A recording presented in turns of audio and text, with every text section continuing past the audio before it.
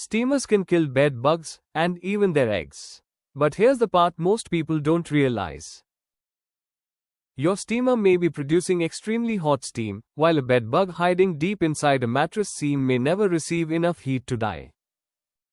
So, is steaming really an effective way to get rid of bed bugs? Yes, but only when you use it the right way. So let's find the hiding spots you might be missing, learn how to use steam where it matters, and see what happens after the steaming is done. Before we start steaming, there's one important thing to understand. The temperature coming out of the steamer isn't the whole story. What really matters is the heat that reaches the surface you are treating.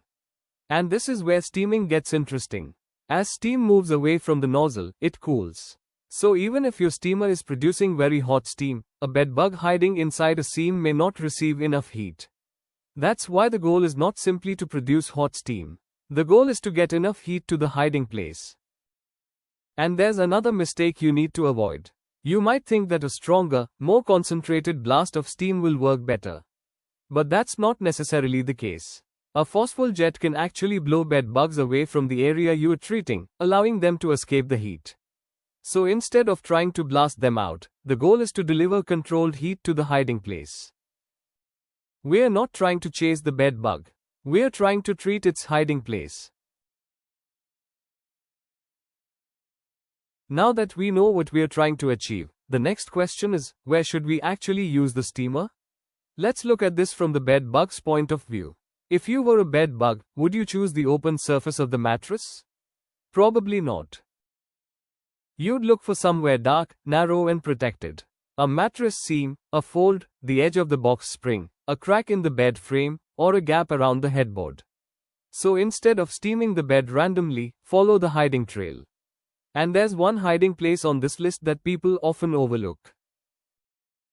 But there's one of these areas I would pay particularly close attention to.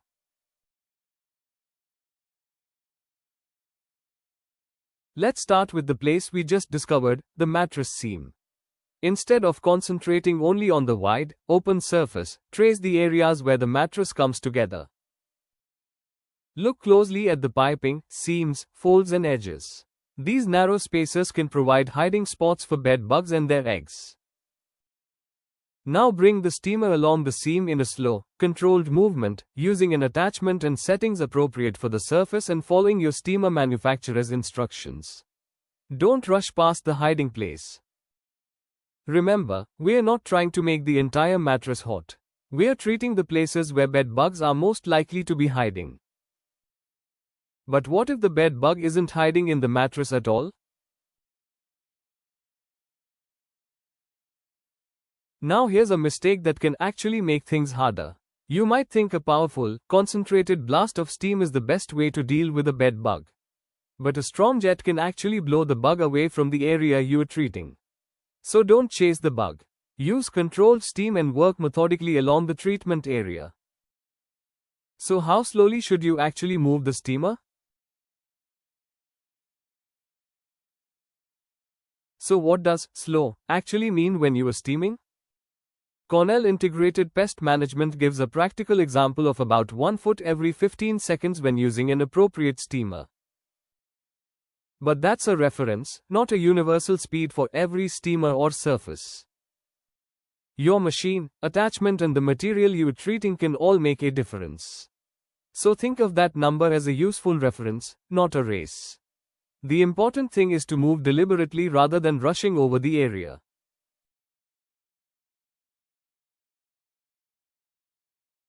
So you've carefully treated the mattress. But before you put the bedding back, stop for a moment. What if the bed bug wasn't hiding in the mattress? Remember the hiding trail we followed earlier? Now continue that trail outward.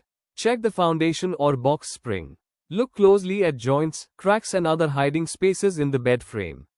Inspect around the headboard too. And if you've seen signs of bed bugs on nearby upholstered furniture, don't ignore those areas either. Because a perfectly treated mattress won't solve the problem if the bugs are hiding somewhere else. But there's another mistake that can turn a useful steam treatment into a safety problem. Before you start steaming every corner of the room, there's one important check. Steam isn't suitable for every surface.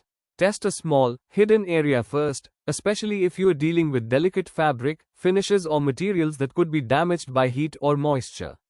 And keep the steamer away from electrical outlets, switches and plugged-in appliances.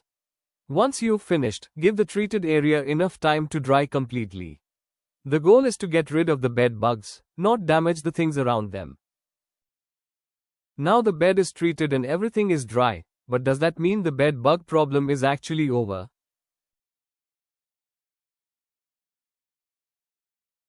Now imagine you've finished steaming the mattress. Everything looks clean. No bugs are visible. So, is the problem over? Not necessarily. Here's the limitation of steam. It works as a contact treatment, but it doesn't leave behind a protective barrier. That means a bed bug that was hiding somewhere you didn't treat can still be alive. And that's why I wouldn't stop with the steamer. The steaming is one step. Now we need a plan for everything that comes after it. So, if steam is only one part of the treatment, what's the next step? Vacuuming. After inspecting the bed, use a vacuum to remove bed bugs, eggs and debris that you can physically reach. Go back over the areas we've already identified: mattress seams, edges, the bed frame and the floor around the bed. But there's one step people often forget. What you remove has to be contained properly. Empty or dispose of the vacuum contents carefully, following the instructions for your particular vacuum, so you are not accidentally giving the bugs another place to spread. But even after vacuuming, the mattress can still provide plenty of hiding space. So how can we make that hiding space much harder to use?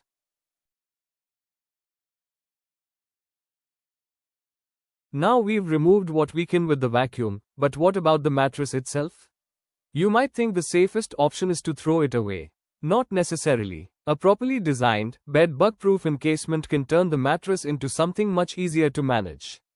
Once completely zipped and kept intact, it can trap bed bugs that remain inside and eliminate many of the hiding places on the outside of the mattress. But there's one important rule here. Don't cover a damp mattress.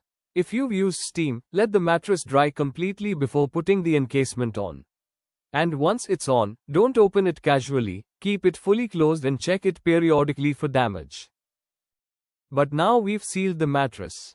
How do we find out if bed bugs are still trying to reach the bed?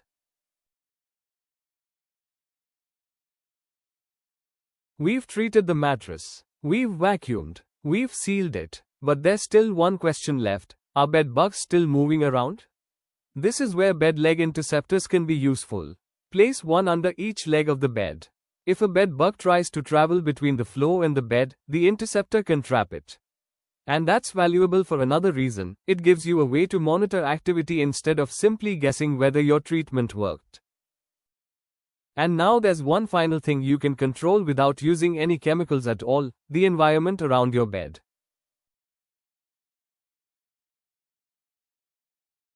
Now let's make one simple change to the area around the bed. Make the bed an island. Start by clearing the space underneath it. Remove clutter, clothes and fabrics from the floor around the bed. And make sure your bedding isn't hanging down and touching the floor. Why? Because you want fewer places for bed bugs to hide, and fewer easy routes between the floor and your bed. It also makes the area much easier to inspect. The cleaner and more open the area, the easier it is to spot what's happening. So we've steamed, vacuumed, enclosed, monitored and cleared the area. But how do you know whether all of this is actually working?